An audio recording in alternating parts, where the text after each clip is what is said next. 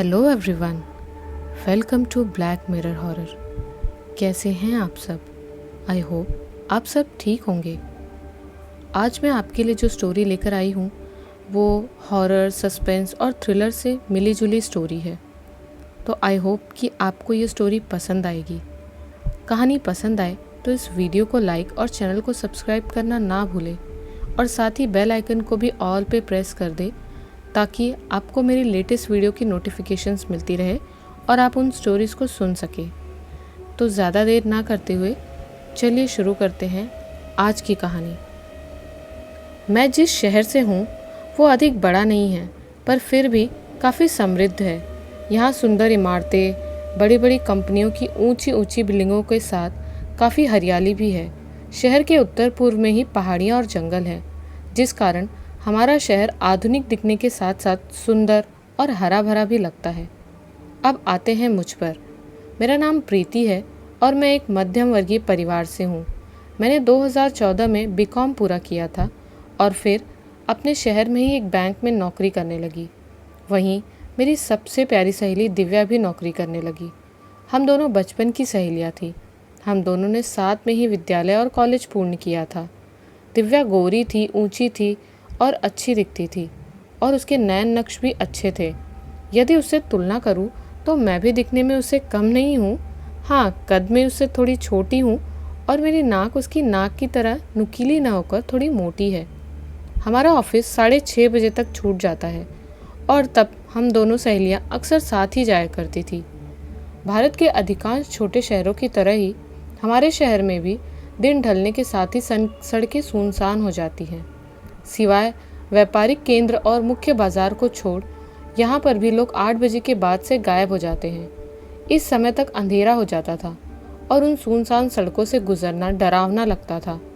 ऐसे हमारे शहर में क्राइम रेट अधिक नहीं था, पर भारत के अन्य शहरों से कामकाजी औरतों के खिलाफ बढ़ते अपराध के बारे में पढ़कर थोड़ा थोड़ा खौफ पैदा होने लगा था दिल में।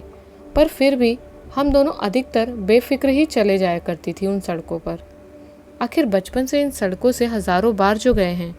फिर करीब जनवरी 2016 को छोटा शहर अचानक से प्रसिद्ध होने लग गया।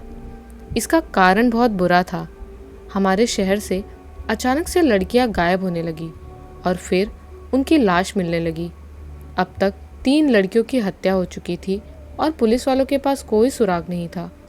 उन मृत लड़कियों के शव पर कहीं घाव और निशान थे और पुलिस का दावा था कि ये कातिल एक सैडिक सीरियल किलर है, यानी इसे अपने शिकार को यातना देने में और उन्हें तड़पता देखने में बहुत मज़ा आता है। ये लड़कियां सब सुंदर और कामकाजी थी और इसलिए मेरे परिवार ने तो मुझे नौकरी से इस्तीफ़ा देने को ही बोल डाला, पर मैं मानी नहीं और नौकरी करती रही। हमारे शहर में अधिक कोई सीसीटीवी कैमरा नहीं थे, तो पुलिस ने और कई स्थानीय लोगों ने मुख्य जगहों पर कैमरा लगवा दिए। साथ ही पुलिस वाले अब देर रात तक गश्त लगाने लगे थे। इन सब के बावजूद भी चौथी हत्या हो चुकी थी। अब पूरे शहर की सभी कामकाजी औरतों में भय बढ़ चुका था, इसीलिए अब हम बड़े समूह में जाने लगी थी। पर फिर भी ये सब उस कातिल को रोक नहीं सका। दिव्या को ऑफिस के काम के कारण देर तक रुकना पड़ा। उसके साथ ऑफिस के कुछ अन्य लोग थे, पर फिर भी उसे उसका देर तक रुकना मुझे सही नहीं लगा। पर उसने मुझे दिलासा दिया और मुझे घर भेज दिया। अगले दिन एक मनहूस खबर आई। दिव्या अपने ऑफिस से तो निकली थी, पर घर नहीं पहुंची और अब वो लापता है। दिव्या को गायब हुए 2 दिन हो गए थे और पुलिस को उसका एक भी सुराग नहीं मिला था। दिव्या अपने ऑफिस के कुछ सहकर्मियों के साथ ही निकली थी और वो सभी बाजार की तरफ चाट खाने गए थे, पर तभी दिव्या को कुछ सामान याद आया और वो उसे लेने गई और फिर वापस नहीं आई। सभी को लगा कि दिव्या सीधे घर चली गई होगी। व्यावसायिक केंद्र जहां अधिकतर सभी कंपनियों के ऑफिस थे वो ठीक बाजार के बगल में था और ये दोनों स्थान शहर के पूर्व में थे, जहां से मुख्य सड़क होकर गुजरती थी। चूँकि सभी लड़कियां कामकाजी थी और सभी के ऑफिस व्यावसायिक केंद्र में ही थे, इसलिए पुलिस को लगा कि ये काम किसी बाहर वाले का है जो मुख्य मार्ग से आता है, अपने शिकार को किसी कदर अपनी गाड़ी में ले जाता है और फिर शहर के बाहर ले जाकर अपना काम करता है। पुलिस ने सभी संभावित ठिकानों को छान मारा था, यहाँ तक कि उत्तर पूर्व में पहाड़ियों पर स्थित बंद बंगलों और हवेलियों में भी। इनमें से कुछ बंगलों में लोग अभी भी रह रहे थे, पर अधिकांश खाली थे। ये बंगले अधिकतर अमीरों और अंग्रेजी अफसरों के थे। अधिकतर अमीर लोग बड़े शहर चले गए, तो अंग्रेज भारत की स्वतंत्रता के बाद उन्हें यूं ही छोड़कर चले गए थे। कुछ को शक था कि इन वीरान और खंडहर इमारतों में से ही किसी एक में ही वो कातिल छुपा होगा, पर पुलिस को वो सब जगह खाली ही मिले। इससे यही थ्योरी अधिक प्रचलित हुई कि हत्यारा शहर के बाहर का है, और अब पुलिस लड़कियों को किसी अनजान के साथ जाने देने से मना करने लगी और टोल केंद्र में आने और जाने वाली गाड़ियों पर निगरानी बढ़ा दी। हर गायब लड़की का शव उसके गायब होने के 1 सप्ताह से 10 दिन के भीतर ही मिल जाता था, जिस पर पुलिस का अनुमान था कि ये सीरियल किलर कई दिनों तक अपने शिकार को यातनाएं देता है और फिर उनकी हत्या करता है। और क्योंकि दिव्या को गायब हुए 2 दिन हो गए हैं, इसीलिए मुझे दिव्या के परिवार को और पुलिस को अब भी उम्मीद थी कि दिव्या अभी भी जीवित होगी और उसे जीवित वापस लाया जा सकता है। पर यह तब होता जब पुलिस वाले ढंग से काम करते। पुलिस पर पहले से ही काफ़ी प्रेशर था, मीडिया और आम जनता से, पर पता नहीं क्यों पुलिस वाले राजधानी से सहायता लेने से इनकार कर रहे थे। हमारे शहर के पुलिस चीफ राजेंद्र राजपूत ने कहा, मैं और मेरे पुलिस वाले इतने सक्षम हैं कि बिना राजधानी के बड़े अफसरों के हम इस कातिल को पकड़ लेंगे। चूँकि हमारे शहर में सीरियल किलिंग का पहला मामला है जिसका हमें अधिक तजुर्बा नहीं है, इसलिए हमें थोड़ी मुश्किलें हुई, पर अब वो पापी अधिक दिन तक नहीं बचेगा। कसम है मुझे अपने तिरंगे की, मैं उन सभी मृत लड़कियों को इंसाफ दिलाऊंगा और उस कातिल को फांसी तक पहुंचाऊंगा। जय हिंद। पर हम में से अधिक को पुलिस पर अधिक भरोसा नहीं था। जब हमें सीरियल किलिंग वाले मामलों का अधिक तजुर्बा नहीं है, तो राजधानी से इन मामलों के विशेषज्ञ अफसरों को आने दो। पर शायद इनका ईगो है जो ये लोग सहायता नहीं ले रहे। इन्हें डर है कि राजधानी के अफसर सब नाम कमा ले जाएंगे और मीडिया वाले स्थानीय पुलिस को निकम्मा दिखाएगी। मेरे लिए हर पल 100 वर्षों की तरह बीत रहा था।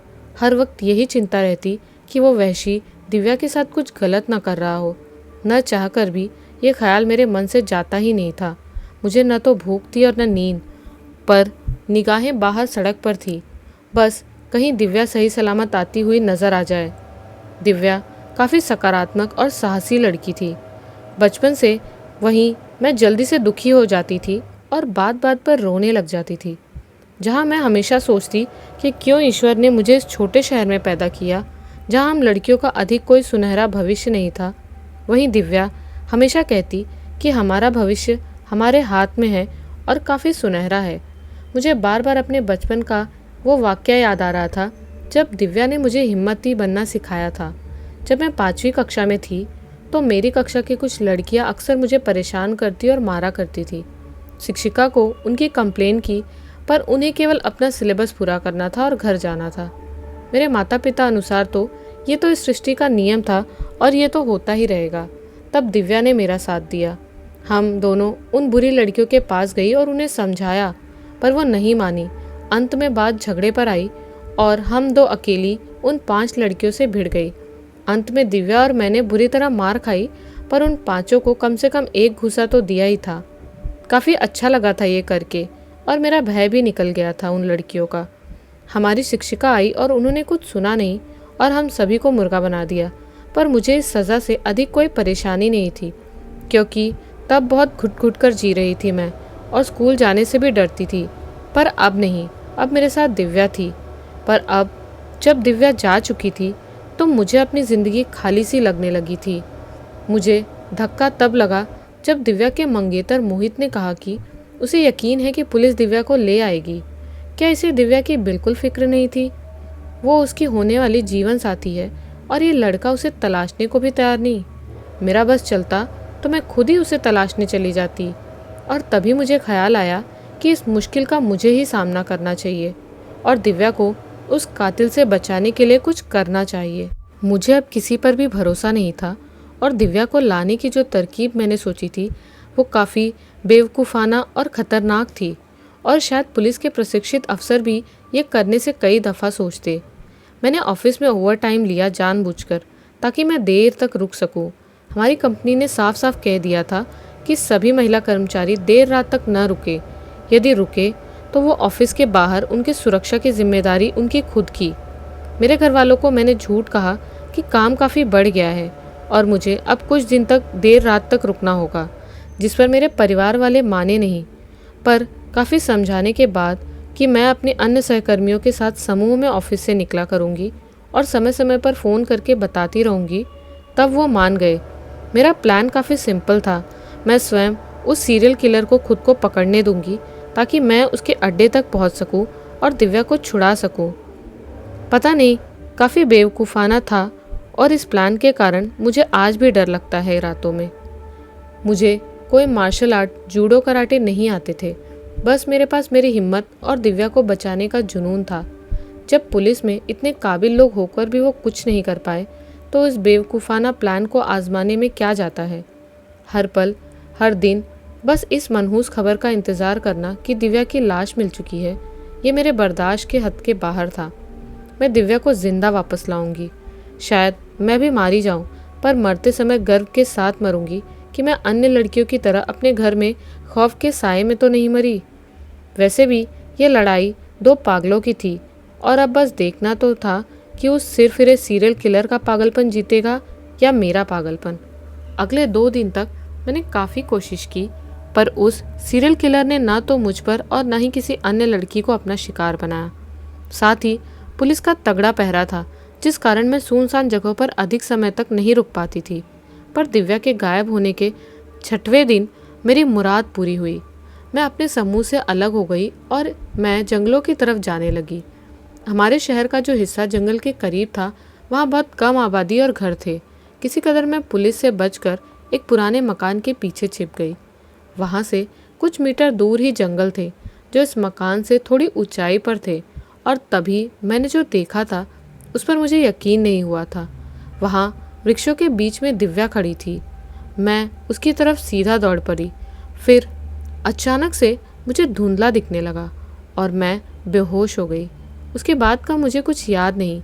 मेरी आंख जब खुली तो मैं एक छोटे से कमरे में थी, जो पूरी तरह से ईंटों की दीवार से बंद था। मेरी दाईं ओर एक कमरे में प्रवेश और निकास का एक लौता मार्ग था। वो था इस कमरे का एक लौता दरवाज़ा। कमरे में एक छोटा सा बल्ब था, जिसकी रोशनी काफ़ी कम थी। जैसे जैसे मुझे होश आने लगा, वैसे वैसे मुझे एहसास हुआ कि मैं एक कुर्सी से बंधी हुई थी। उस कमरे में कुछ अजीब से उपकरण भी थे। तभी मुझे दरवाज़ा खुलने की आवाज़ आई और कमरे में एक व्यक्ति दाखिल हुआ। उसके बाल थोड़े लंबे थे और उसके चेहरे पर अंधेरा था, और जो भी मुझे ठीक से वो दिख नहीं पा रहा था वो था कि उसके काले रंग की शर्ट और पैजामा पहन रखा था। वो मेरे करीब आया और उसकी गर्दन थोड़ी मेरी ओर झुकी, मानो मुझे देख रहा हो। मैंने तभी चिल्लाकर उससे पूछा, मेरी सहेली दिव्या कहाँ है? क्या किया तुमने उसके साथ? उसने कुछ जवाब नहीं दिया और फिर वो उन उपकरणों में से एक उपकरण के पास गया। उसमें कुछ बटन दबाए और कुछ तार निकली। फिर उससे वो तारे उसने मेरे पैरों में लगा दिए और मैं ज़ोर से चिल्लाने लगी। वो मुझे बिजली के झटके देता रहा और मुझे देख हंसता था। उसे मज़ा आ रहा था मुझे दर्द से चिल्लाते देख। कई मिनट तक वो मुझे झटके देता और उस असहनीय दर्द के कारण मैं बेहोश हो गई। मैं कितने समय तक वहाँ कैद थी कुछ याद नहीं था, क्योंकि वो हैवान मुझे तरह तरह की यातनाएं दे रहा था और उससे मैं काफ़ी कमज़ोर हो गई थी, जिस कारण मैं अक्सर बेहोश हो जाया करती। बस मैं चाहती थी कि किसी कदर मुझे दिव्या का पता चल जाए और मैं जल्द से जल्द यहाँ से निकलूँ दिव्या के साथ। अब और सहा नहीं जा रहा था। मेरे शरीर पर कई जगह चोटें थी और उनसे काफ़ी दर्द भी होता था। साथ ही उस दरिंदे की यातनाओं के कारण मेरी कुछ हड्डियाँ भी टूट चुकी थी शायद। तब ऐसा लग रहा था कि यहाँ से ज़िंदा बच निकलना नामुमकिन है और मेरा अंत यहीं होगा और शायद मैं दिव्या को कभी ना बचा पाऊँ। मैं ये सब सोच रही थी कि तभी वो सीरियल किलर आ जाता है कमरे में। वो हंस रहा था पागलों की तरह, शायद इस कल्पना में कि मुझे यातनाएं देते समय उसे कितना मज़ा आएगा। उसने वही बिजली के झटके देने वाली मशीन में कुछ करना शुरू किया। दर्द के खौफ में मैंने ईश्वर से दुआ करना शुरू कर दिया था कि अब बस मुझे मौत दे दो, मैं इसे और सह नहीं पाऊंगी। दिव्या से भी मैंने माफ़ी मांगी कि मैं इतनी शक्तिशाली नहीं थी कि उसे बचा सकूं। शायद स्वर्ग में मिलेंगे हम दोनों सहेलियाँ। पर तभी कुछ ऐसा हुआ जिससे मुझे मेरी आंखों पर यकीन नहीं हुआ। मुझे लगा कि कमज़ोरी के कारण मेरा दिमाग मेरे साथ खेल खेल रहा है। मुझे दरवाजे से झांकती हुई दिव्या दिखी, जो थोड़ी कमज़ोर लग रही थी। उसने मुझे देखा और मुझे अपना मुंह बंद रखने का इशारा किया। अगर मैंने अपनी आस न छोड़ी होती तो मैं पक्का दिव्या को देख चिल्लाई होती खुशी के मारे, भले ही मुझमें कितनी भी कम ऊर्जा होती। पर अब बात अलग थी। वो शायद दिव्या नहीं थी, बस छलावा था।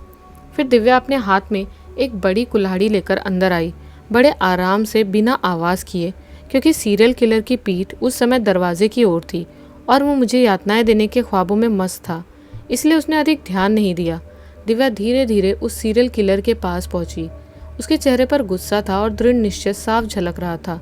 और तभी उसने अपनी वो कुल्हाड़ी हवा में उठाई और दनादन बिना रुके सीरियल किलर पर मारती गई।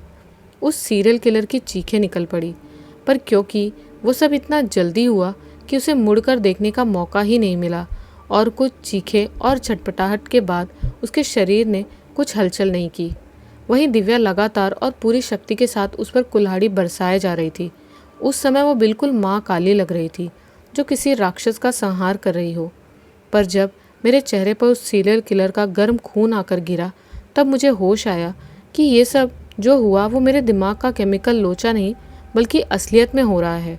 थोड़ी देर में दिव्या शांत हुई और वह बुरी तरह हाँफ रही थी। तब उसकी और मेरी नज़र उस मशीन पर पड़ी जिसे वो सीरियल किलर चलाने वाला था। उसे भी नुकसान पहुंच चुका था और उसमें से हल्की सी चिंगारी निकल रही थी। दिव्या ने जल्दी से मेरी रस्सियाँ खोली और मुझे जल्द ही उस कमरे से बाहर ले गई। कमरे के बाहर एक बड़ा गलियारा था जो ईंटों से बना था, और वहाँ कई कमरे और कुछ सुरंगें थी। दिव्या किसी कदर मुझे उस कमरे से दूर लेके गई, और कमरे से कुछ मीटर दूर जाने के बाद उस कमरे में धमाका हो गया। मुझे लगा कि अब सब खत्म हो गया है, दिव्या भी जिंदा है और मैं भी, साथ ही वो हैवान मारा गया।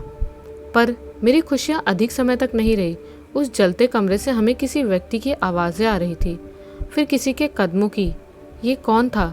सीरियल किलर को तो दिव्या ने बुरी तरह से मारा था, साथ ही वो विस्फोट के एकदम नज़दीक था, तो उसका बचना तो नामुमकिन है। फिर ये क्या था जो मैंने तब देखा? उस पर मुझे यकीन नहीं हुआ। मैंने उस कमरे से एक मानव आकृति सी बाहर आते देखी। हैरानी और डर के कारण हम दोनों मानो वहीं शिला बनकर खड़े रह गए थे। धीरे धीरे थोड़ा धुआं हटा तो दिखा कि ये तो वही सीरियल किलर था। बुरी तरह से जला हुआ था और उसके चेहरे का बायां भाग लगभग गायब था। उसके शरीर से हर कहीं से खून बह रहा था और उसके सीने की कुछ हड्डियां साफ नजर आ रही थी। फिर अचानक वो हमारी तरफ बढ़ा और मुझे लगा कि अब हमारा अंत तय है, लेकिन तभी दोबारा से एक विस्फोट हुआ। उस विस्फोट के कारण हमें होश आया और हम दोनों वहाँ से भागे। उस विस्फोट के बाद उस हत्यारे के कराहने की आवाज़ें आ रही थी। मैं आश्चर्यचकित थी इस अजूबे से। भला कुल्हाड़ी से इतने वार झेलने के बाद और लगातार 2 विस्फोट झेलने के बाद भी ये दरिंदा जीवित कैसे? क्या वो सच में शैतान है? हम दोनों भागते हुए एक सुरंग में चले गए थे और काफ़ी दूर निकल आए थे। फिर दिव्या मुझे एक कमरे में ले गई जहाँ खाना रखा हुआ था और कुछ दवाइयाँ भी थी। दिव्या ने पहले तो मेरे जख्मों पर दवाई लगाई और फिर अपने। इसके बाद हमने थोड़ा बहुत खाया। मैं काफ़ी घबराई हुई थी तब, और उस समय मुझे कुछ समझ भी नहीं आ रहा था। पर फिर दिव्या को सही सलामत देखकर मेरा डर कम हो गया। मैंने फिर दिव्या से कहा, दिव्या तुम ठीक तो हो ना? और ये सब क्या हो रहा है और हम कहाँ हैं? दिव्या ने शांति के साथ मेरे सवालों का जवाब दिया। कुछ दिन तक मैं बिल्कुल भी ठीक नहीं और मुझे लगा था कि वो मुझे मार देगा। पर फिर अचानक कुछ दिन पहले जब वो मुझे यातनाएं दे रहा था, तब उसने खुश होते हुए मुझे बताया कि उसने तुम्हें भी पकड़ लिया है। ये सुनकर मेरा खून खौल उठा। फैसला किया कि इस हैवान को ख़त्म कर दूंगी। बस फिर मैंने किसी कदर अपनी रस्सियाँ खोली और मौका देखकर उस पर वार कर दिया। मैंने डरते हुए कहा, अब दिव्या बस यहाँ से निकलते हैं, मुझे अब बर्दाश्त नहीं हो रहा है। दिव्या अब भी शांत थी और फिर बोली, हम यहाँ से चाहकर भी नहीं निकल सकते हैं प्रीति। असल में यहाँ हमारे अलावा भी एक लड़की है जिसे इस हैवान ने बंदी बना रखा है। शुरुआत में उस शैतान ने मुझे उसी लड़की के साथ रखा था। उस लड़की का नाम जेनेट है और जो यहाँ एक काम से दिल्ली से आई हुई थी। क्योंकि वो एक आर्किटेक्ट है, इसलिए उसे पुरानी इमारतों में दिलचस्पी थी। पर मार्ग में वो इसके जाल में फंस गई। उसके अनुसार ये सुरंगें अंग्रेज़ी वास्तुकला की हैं और इन्हें शायद अंग्रेज़ों ने बनाया होगा। मुझे लगता है कि हम फिलहाल पहाड़ियों में स्थित उन वीरान अंग्रेज़ी बंगलों में से किसी एक में हैं। ये सुरंग कहीं तो जाती ही होगी, बस हमें इन सुरंग के भूल भुलैया में सही मार्ग ढूंढना है। पर उससे पहले हमें जेनेट को ढूंढना होगा। ये वाक्य सुनकर मैं बोल पड़ी, नहीं दिव्या, हम उस जेनेट को बचाने का जोखिम नहीं उठा सकते हैं। वो दरिंदा इतने घाव के बावजूद भी जिंदा है। मुझे तो लगता है कि वो कोई नहीं बल्कि शैतान है। उसे हम इंसान नहीं मार सकते, वो मर नहीं सकता। हमें बस यहाँ से जल्द निकलने की सोचनी चाहिए। ये सुनकर दिव्या के चेहरे पर थोड़ा गुस्सा तो आया, पर फिर वो अपनी शांत आवाज़ में बोली, प्रीति, अपना हौसला इतने जल्दी मत हारो और हम जेनेट को यहीं मरता हुआ नहीं छोड़ सकते हैं। वो भी हमारी तरह एक निर्दोष लड़की है जिसे उस दरिंदे ने जबरन यहाँ कैद कर रखा है। तुम मेरी सहेली होने के कारण मुझे बचाने यहाँ तक आई हो। वैसे ही उसकी भी सहेलियाँ होंगी, परिवार होगा और अन्य चाहने वाले होंगे जो उसके लिए चिंतित हैं और हर पल इसी भय में होंगे कि जेनेट को कुछ ना हो। तुम उसका गम समझ सकती हो, फिर क्यों ऐसी मतलबी बातें कर रही हो? खुद पर और माता रानी पर भरोसा रखो, यही भरोसा तुम्हें शक्ति देगा। इसी शक्ति के कारण तुम अपनी जान दांव पर लगाकर यहाँ तक आई। इसी शक्ति के कारण मैंने उस दरिंदे का सामना किया। जब तक तुम डरती रहोगी तब तक लोग तुम्हें डराएंगे, इसलिए डरना छोड़ दो। वो कमीना यदि स्वयं शैतान का अवतार ही क्यों न हो, पर हमारे पास हिम्मत है और माता रानी का आशीर्वाद। वैसे भी मेरे पास एक उपाय है जिससे हम उस शैतान को रोक सकते हैं। मैंने आश्चर्य से दिव्या से पूछा, वो क्या है? दिव्या एक कुटिल मुस्कान के साथ बोली, जब मैं तुम्हें ढूंढ रही थी तब मुझे एक कीमती चीज़ मिली जिसके लिए मैं अंग्रेज़ी हुकूमत की शुक्रगुजार हूँ। मैंने जिज्ञासा के साथ पूछा, आखिर क्या मिला तुम्हें? दिव्या बोली, बारूद। इन अंग्रेज़ काली सुरंगों के भूल भुलैया में जेनेट को ढूंढना काफ़ी मुश्किल था। ऊपर से वो बला भी हमारे पीछे पड़ी थी। दिव्या ने कहा कि उसे थोड़ा अंदाज़ा है कि जेनेट कहाँ कैद हो सकती है, इसलिए हम अंदाजे के बल पर ही एक सुरंग में घुस गए। दिव्या के अनुसार वो सीरियल किलर अपने सभी बंदियों को अलग अलग स्थानों पर रखता है। चूँकि ये सुरंगें पहाड़ियों के भीतर बनी थी, इसलिए इसमें अलग अलग स्तर हैं, कई कक्ष हैं और अलग अलग निकास हैं। दिव्या के अनुसार उस सीरियल किलर ने मुझे सबसे ऊपरी स्तर वाले एक कक्ष में रखा था। ऊपर वाले स्तर से एक निकास का मार्ग था, पर वो बंद था। शायद अंग्रेज़ों ने ही उसे बंद कर दिया था। वहीं दिव्या को उसने दूसरे स्तर पर एक कक्ष में बंद रखा था, इसलिए दिव्या को उम्मीद थी कि जेनेट शायद निचली मंजिलों में से किसी कक्ष में होगी। हाँ, इस बात के आसार थे कि उस किलर ने जेनेट को मेरे या दिव्या वाले सुरंग में ही कहीं कैद कर रखा हो, पर दिव्या के पास अधिक समय नहीं था, इसलिए वह सभी कमरे चेक नहीं कर सकी।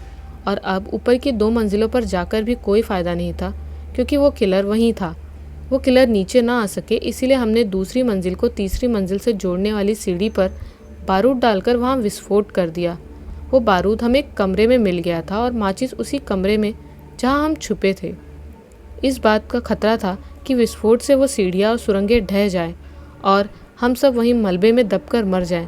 लेकिन ये सुरंगें शायद विस्फोटों को झेलने के लिए ही बनी थी, इसलिए सीढ़ियों के अलावा अधिक कहीं नुकसान नहीं हुआ। अब उन सीढ़ियों पर काफ़ी मलबा था जिसे वो किलर कभी पार नहीं कर सकता था। भले उस किलर के पास अलौकिक शक्ति ही क्यों ना हो, जिस कारण वो विस्फोट से भी बच गया था और वो इन वजनी मलबों को भी हटा दे, पर कम से कम वो मलबे हमें समय दे पाएंगे जेनेट को ढूंढ यहाँ से निकलने के लिए। हम जब जेनेट को तलाश रहे थे तब अचानक दिव्या मुझसे बोली, प्रीति, क्या तुमने इस बात पर गौर किया कि हम एक ऐसी पुरानी सुरंगों में हैं जिसके अस्तित्व के बारे में शायद ही किसी को पता है, पर फिर भी यहाँ बल्ब है गलियारों में रोशनी के लिए। ये काम इतना आसान नहीं है और न ही एक ही आदमी का है। साथ ही इतनी बिजली का इंतज़ाम कहाँ से होता है? शायद यहीं कहीं जनरेटर है या ये बिजली शहर से आती है। दिव्या की ये बात सुन मुझे मानो होश से आया और मैंने अपने आसपास देखा। दिव्या सही कह रही थी। मैंने दिव्या से कहा, हाँ तुम सही कह रही हो। इतना सब अचानक हो गया कि मैंने इन सब पर ध्यान ही नहीं दिया। अब जब तुमने ये बात कही है तो मुझे लग रहा है कि इस सीरियल किलर का कोई साथी भी है जो बाहर शहर से आराम से घूम रहा है। ये विचार जैसे ही मेरे जहन में आया मैं सहम गई थी बुरी तरह से।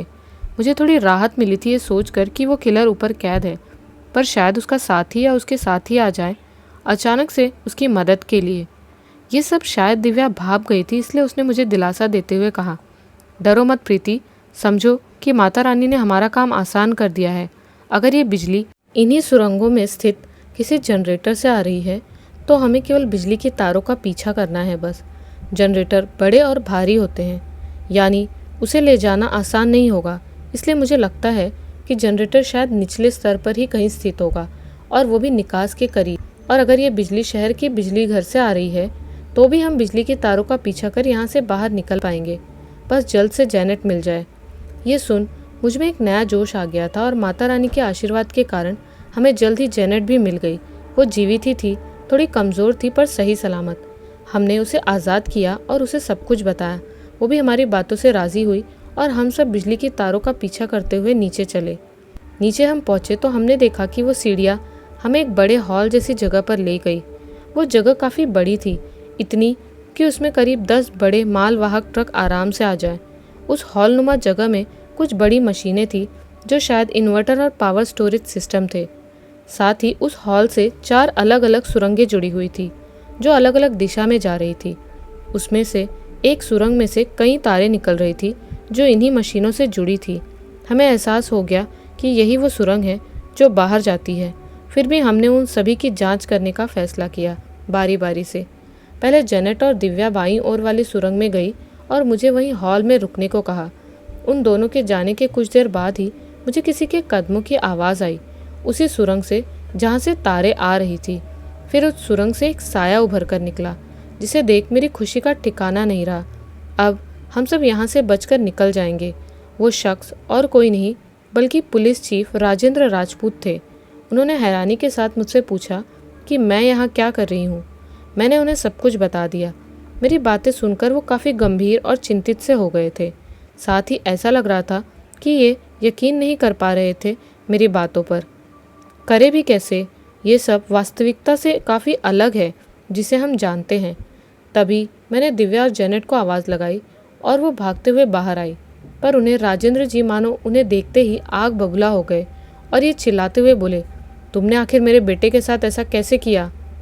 और दिव्या की ओर गोली चला दी, लेकिन वो गोली लगी जेनेट को उसकी टांग पर, और हम ये सब देखते रह गए। एक पल लग रहा था कि अब सब ठीक हो जाएगा, पर फिर किस्मत ने मेज ही उलट दी और हम बाजी हार गए। मैंने बिल्कुल उम्मीद नहीं की थी कि पुलिस चीफ राजेंद्र भी इन सब में शामिल होंगे। उनके पास एक पिस्तौल थी और हम तीनों निहत्थे थे। साथ ही जेनेट घायल थी। भले हम उनसे संख्या में अधिक थे, पर फिर भी वो एक अनुभवी और प्रशिक्षित पुलिसकर्मी थे। ताकत में तो हम उनका कुछ नहीं कर सकते थे, पर शायद बुद्धि में उन्हें मात दे सकते थे। जेनेट और दिव्या के दिमाग में शायद यही प्लान था, और इसलिए भी वो शांत थे और इशारों में भी मुझे शांत रहने की हिदायत दे रहे थे। राजेंद्र ने हम सबको एक साथ एक कोने में बिठाया और खुद हमारे सामने बैठ गए, पिस्तौल के मुंह को हमारी ओर करते हुए। काफ़ी समय तक हम शांत ही बैठे रहे। फिर दिव्या ने चुप्पी तोड़ी। आपने ये सब क्यों किया? राजेंद्र सर्द लहजे में बोले, तुम जानकर क्या करोगी? थोड़ी समय तक फिर चुप्पी रही। फिर से दिव्या बोली, आप हम सबको मारने ही वाले हैं, तो कम से कम आप हमें ये तो बता ही सकते हैं ना? राजेंद्र, ठीक है। काफ़ी समय से ये राज सीने में दबाए घूम रहा था। आज मरने पहले बता ही देता हूँ, मन हल्का हो जाएगा मेरा। राजेंद्र के मुंह से मरने की बात सुनकर तीनों लड़कियां हैरान रह गई। राजेंद्र ने बोलना शुरू किया, ऐसे तो पूरा शहर ही जानता है कि मेरा एक बेटा है विकी, जो विदेश में सैन्य विज्ञान की पढ़ाई करने गया था, पर असल में वो काफ़ी पहले ही यहाँ वापस लौट आया था। उसे सैन्य इतिहास में दिलचस्पी थी, खासकर ब्रिटिश राज के सैन्य इतिहास की, इसलिए वो लंदन गया था पढ़ने। वहीं उसे पता चला कि यहाँ हमारे शहर में एक गुप्त अंग्रेजी सैन्य बेस था, जो इन पहाड़ियों में कहीं था। कहते हैं कि अंग्रेज़ों को भनक थी कि स्थायी शासक आपस में मिलकर अंग्रेज़ी हुकूमत के खिलाफ बगावत करेंगे, इसीलिए इस सैन्य बेस का निर्माण कराया गया था। अंग्रेज़ों ने इस सैन्य बेस में कई हथियार रखवाए थे, और विकी को शक था कि लॉयड इनफील्ड B-23 नामक राइफल भी यहाँ मंगवाई गई थी। दस्तावेज़ों के मुताबिक अंग्रेज़ों ने करीब 1000 वैसी राइफलें मंगवाई थी ब्रिटेन से भारत। ये बंदूक अपने समय की काफ़ी उन्नत बंदूक थी, पर फिर निर्माण के दौरान कुछ गलतियों के कारण अधिकतर राइफल खराब निकली। विकी को शक था कि शायद यहाँ वो कीमती राइफल यहाँ मिल जाए। यदि उसे वो कुछ अच्छी क्वालिटी के राइफल मिले जिसमें कोई खराबी नहीं थी, तो वो इस दशक की सबसे बड़ी खोजों में से एक होगा। वो यहाँ अपने कुछ साथियों के साथ मिलकर खोज करने लग गया था। मैंने भी उसकी सहायता की, पर उसे यहाँ आने देना मेरी सबसे बड़ी भूल थी। यहाँ एक शैतानी रूह थी जो उसके शरीर में प्रवेश कर गई, पता नहीं कब। जितना मेरा अनुमान है, वो रूह एक अंग्रेज अफसर की है जो काफ़ी हद तक एक साइकोपैथ था। उसे लोगों को मारने और यातना देने में मज़ा आता था। बिना शरीर के वो कुछ नहीं कर सकता था, पर फिर शरीर मिलने के बाद वो ये सब करने लग गया। यदि पुलिस उसे पकड़ लेती तो सब यही कहते कि विकी ही सीरियल किलर है, जबकि वो बेकसूर है। उसके शरीर में आत्मा है, ये कौन मानता। इसीलिए मैं उसे बचाता रहा। पर इसकी भी एक सीमा है। शहर वाले मीडिया और पुलिस हेडक्वार्टर से मुझ पर काफ़ी प्रेशर आ रहा था। साथ ही मेरे जूनियर अतुल सूर्यवंशी को भी मुझ पर शक होने लगा है। ये सुनकर जेनेट भड़क कर बोली, तो तुम जो एक पुलिसकर्मी हो और जिसका काम जनता की रक्षा करना है, वो अपने बेटे के मुंह में अपने फर्ज से खिलवाड़ करेगा। जानते हो इस वजह से कितनी मासूम लड़कियों की जान गई। तुम्हें तो मर जाना चाहिए। ये सुनकर भी राजेंद्र का चेहरा वैसा ही रहा। फिर वो बोला, मैं वही करने वाला हूँ। मैंने पहले तो उस रूह से समझौता कर लिया और फिर छुपकर यहाँ बारूद बिछा दिए हर जगह। मैंने देखा था कि उस रूह के कारण मेरे बेटे के शरीर पर नुकसान के बावजूद अधिक असर नहीं होता, और यदि उसे दूसरे इंसान का मांस मिल जाए तो वो अपने घाव भी भर लेता है। इसलिए उसे बारूद से उड़ाने के अलावा मुझे कुछ और नहीं सूझा। शायद उसे बारूद खत्म नहीं कर पाए, पर शायद उसे वो यहीं कैद कर ले। मैं खुद भी यहीं मरूंगा और सभी सबूतों को यहीं दफन कर दूंगा। और क्योंकि तुम सब चश्मदीद गवाह हो, इसलिए मैं तुम्हें भी जिंदा नहीं रहने दे सकता। भले ये दुनिया तुम्हारी बातों पर पूरी तरह यकीन न करे, तो भी ये बात फैल जाएगी कि मेरा बेटा विकी राजपूत एक वैसी हत्यारा है जो मुझे बिल्कुल भी मंजूर नहीं। ये कहकर राजेंद्र उठे और उन्होंने अपने पॉकेट में एक रिमोट निकाला और कहा, बस इसका एक बटन दबाते ही हम सब यहीं दफन हो जाएंगे। मरने से पहले ईश्वर से दुआ कर लो। इतना कहने पर ही एक जोरदार आवाज़ आई। उस हॉल के दाएं सुरंग से एक आकृति आती दिखाई दी जो किसी मनुष्य की तो बिल्कुल नहीं थी, और जब वो आकृति सामने आई गई तो सभी के होश उड़ गए।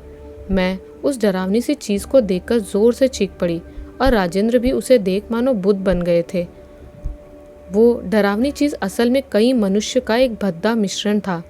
वो पूर्ण मनुष्य नहीं था, पर वो एक राक्षस जैसी चीज़ थी जिसमें कई हाथ और पैर यहाँ वहाँ चिपके हुए थे और 2 से 3 मानव सिर लगे हुए थे। उसकी चमड़ी मानवों जैसी नहीं थी, पर थोड़ी पिघली हुई थी। कुछ जगहों पर तो चमड़ी ही नहीं थी और हमें उसके उस भयानक शरीर के अंदर के अंग और हड्डियाँ दिख रही थी। वो करीब 10 फीट ऊंचा था और 4 फीट चौड़ा था। उसे देख राजेंद्र बोल पड़े, बेटा विकी, क्या तुम अब भी जिंदा हो? लगता है उस रूह ने अपनी शक्ति बढ़ाने के लिए अन्य लाशों को भी अपने में समा लिया है। बेटा बस थोड़ा देर रुको, मैं तुम्हें अभी इस भयानक रूह से निजात दिलाता हूँ। पर इतना कहने पर भी वो अजीब सा राक्षस उन पर झपट पड़ा। उस चक्कर में उनके हाथ से रिमोट गिरकर नीचे आ गया। वो राक्षस राजेंद्र को मानो अपने अंदर समाने लगा था। राजेंद्र का शरीर उस राक्षस के अंदर घुसता जा रहा था और उसकी चमड़ी पिघलकर राजेंद्र पर चढ़ने लगा था, ठीक स्पाइडरमैन के खलनायक वेनम की तरह। हम सब ये नज़ारा देखकर दंग रह गए थे, पर जेनेट ने फुर्ती दिखाई और पास पड़ी एक लकड़ी को उठाकर बोली, तुम दोनों यहीं बैठी मत रहो, भागो जल्दी से। वो बीच वाली सुरंग में जाओ जिसमें से तारे अंदर आ रही हैं, वही बाहर जाने का मार्ग है। मैं उस रिमोट को लेने की कोशिश करती हूँ ताकि ये मनहूस जगह इस राक्षस के साथ ही खत्म हो जाए। ये सुन दिव्या चिंतित होकर बोली, पर यह खतरनाक है जेनेट, और तुम भी हमारे साथ आ जाओ। यहाँ रुकना मौत को दावत देना है। जेनेट बोली, मैं ऐसा नहीं कर सकती। अगर हम सब भागे तो वो राक्षस हमारे पीछे आ सकता है। अगर मुझे रिमोट मिल जाए और यहाँ विस्फोट हो जाए तो कम से कम हम उसे रोक सकते हैं। मेरी टांग में गोली लगी है, जिस कारण मैं तुम दोनों के लिए केवल बाधा ही बनूंगी। पर एक बार इस जगह को उड़ा दूँ तो वादा करती हूँ कि मैं भी जल्द से जल्द तुम्हारे पीछे आ जाऊँगी। हमने नम आंखों के साथ जेनेट को विदा किया। आखिरी बार जब मैंने मुड़कर देखा था तब जेनेट उस लकड़ी को लेकर दौड़ रही थी उस राक्षस पर। हम उस सुरंग में दौड़े जा रहे थे। वो सुरंग अंधेरी थी और हमें कुछ दिखाई नहीं दे रहा था, पर कुछ मीटर आगे जाने पर ही हमें एक ज़ोरदार धमाके की आवाज़ आई और फिर कंपन महसूस हुए। जेनेट ने अपना काम कर लिया था। फिर हमें भागने की आवाज़ें सुनाई दी। मैंने ईश्वर के लाख शुक्रिया किए कि उसने जेनेट को सुरक्षित रखा, पर हमारी खुशी जल्द ही गायब हो गई। हमें एक ज़ोरदार गुर्राने की आवाज़ आई हमारे पीछे। वो राक्षस वहाँ से बच निकला था और शायद जेनेट। तभी दिव्या ने मेरा हाथ कसकर पकड़ा और कहा, प्रीति अब बस भागो, चाहे जो हो जाए, अगर जिंदा रहना है तो अपनी पूरी जी जान लगा दो। मैंने भी दिव्या का हाथ जोरों से पकड़ा और हम दोनों तेजी से दौड़ने लगे। पर उस राक्षस की आवाज़ें बढ़ती जा रही थी, मानो वो हमारे करीब आ रहा हो। मैंने माता रानी से प्रार्थना की और अपनी पूरी शक्ति झोंक दी भागने में। शायद ये माता रानी का आशीर्वाद था कि मुझे हल्का लगने लगा और मेरी तेज़ी बढ़ गई थी। पर मुझे अपने सामने सुरंग का निकास दिखा जिसमें से रोशनी आ रही थी। वो बड़ी राहत मिली मुझे। अब हम दोनों जीवित बच जाएंगे। और आखिर में वहाँ से मैं बाहर निकल ही आई। इतना तेज़ और इतनी देर तक मैं उन्हीं ज़िंदगी में कभी नहीं भागी थी, इसीलिए थक कर मैं ज़मीन पर गिर पड़ी थी। उस समय सूर्योदय हुआ ही था और सूर्य की रोशनी भी हर तरफ फैल चुकी थी। इतने दिनों बाद धूप को अपने चेहरे पर पाकर मुझे काफ़ी आनंद मिला। मैंने दिव्या का हाथ तब तक पकड़ ही रखा था। मैं दिव्या को गले लगाने और हमारे जीवित बचने की खुशी के लिए अपनी दाईं ओर मुड़ी तो मेरे पैरों तले ज़मीन ही खिसक गई थी। मेरे हाथ में केवल दिव्या का हाथ था, उसका पूरा शरीर गायब था। फिर मैं बेहोश हो गई। इसके बाद मेरी आंख अस्पताल में खुली। मुझे पता चला कि इंस्पेक्टर अतुल सूर्यवंशी को राजेंद्र पर शक था और इसीलिए वो पुलिस का एक बड़ा सा दल लेकर उनका पीछा करते हुए वहाँ आए थे और मैं उन्हें पहाड़ के पीछे उस सुरंग के निकास के पास ही पड़ी मिली थी।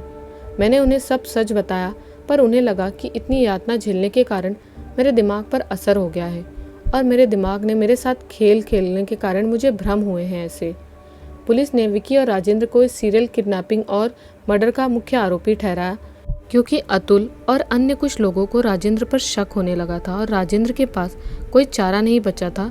इसलिए उसने और उसके बेटे ने साथ में आत्महत्या कर ली, इन सुरंगों बारूदों से उड़ाकर, क्योंकि काफ़ी क्षति पहुंची थी इन सुरंगों को। इसीलिए उसके अंदर जाकर खोजबीन करना मुश्किल था। पुलिस को राजेंद्र, विकी और अन्य बंदी लड़कियों के शव नहीं मिले थे, इसलिए पुलिस ने मान लिया कि उन सबकी मृत्यु हो चुकी है और उनके शव सुरंगों में ही दफन हो गए हैं। उन शवों को निकालने की बात हो रही थी, पर वो काफ़ी खर्चीला और जोखिम वाला काम है और शायद कभी ना हो पाए।